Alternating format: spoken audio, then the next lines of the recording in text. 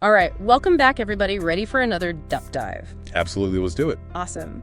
Today, we're tackling a topic that's, well, it's definitely been in the headlines, but often in a way that feels kind of, I don't know, oversimplified. We're talking about the challenges facing the Muslim Ummah, and for anyone who's new to that term, it basically means the global Muslim community. It's a complex topic, for Yeah. sure, and to really understand it, you have to go beyond the soundbite. Exactly. And thankfully, you guys sent in a ton of great material. We're talking historical context, current events, even some scholarly articles on this. Oh, and some even proposed solutions, which is always good, right? Always good to look for solutions. Yeah. And from what I've seen, the material you sent over is really interesting, a good mix of perspectives. Yeah, it's a lot to unpack for sure. One of the things that really jumped out at me, and maybe this is just the history nerd in me, was how much the past still seems to be shaping the present. Like, several of the sources mention the scars left by colonialism and imperialism in the Muslim world. Yeah, that's a really important point. It's tempting to think of colonialism as ancient history, but its legacy is very much alive in many parts of the Muslim world today. Okay, so say more about that. What are some of the ways that, like, stuff that happened decades ago is still playing out today?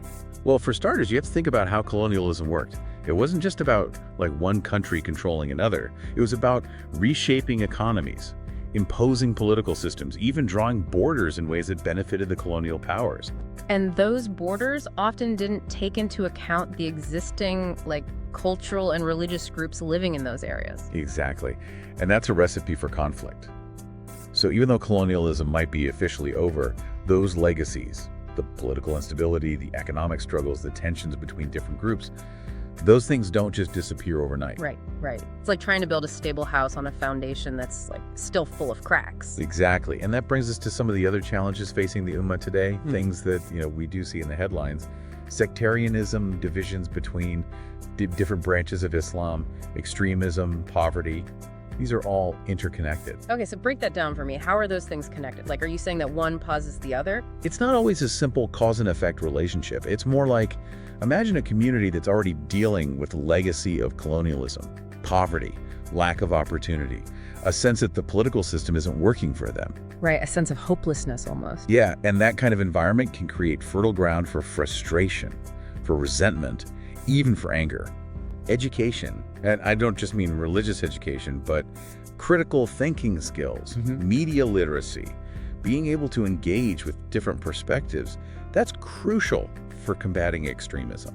So we've talked about the lasting impact of colonialism, the complex interplay of internal challenges, the role of education. It's a lot, and I have to admit, it can feel kind of heavy, Like, are there any reasons to be hopeful? Oh, absolutely. And in fact, a lot of the material you sent pointed to some potential solutions. One that came up again and again was this idea of unity and solidarity within the Muslim Ummah. Okay, unity and solidarity. It sounds good in theory, but how does that actually translate into real-world change? Like, what would that even look like?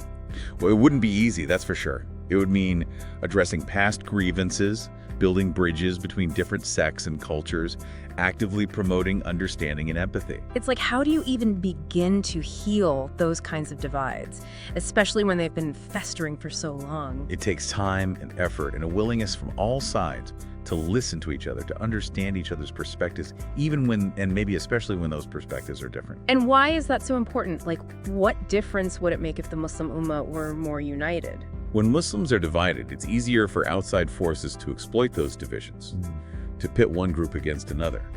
But when they stand together, support each other, present a united front, well, they have a much stronger voice. They can challenge injustices, advocate for their own rights, and create a more equitable future for themselves and their communities. That's powerful. And it kind of brings us back to the beginning of our conversation, to the whole idea of colonialism and its legacy. Because if unity can help to dismantle those old power structures to create a more just and equitable world, well, that feels like a goal worth striving for. It absolutely is, and it's a reminder that even though we often focus on the challenges, there's also immense strength and resilience within the Muslim Ummah. That's a great point to end on. So we've covered a lot of ground today: history, politics, religion, the search for solutions. It's a lot to process, and I'm sure our listeners have their own thoughts and reflections on everything we've discussed. But if there's one thing I hope you take away from this deep dive, it's this. Understanding the complexities of the Muslim world requires going beyond the headlines, engaging with diverse perspectives, and recognizing that even in the face of challenges, there's always hope for a brighter future. Beautifully said.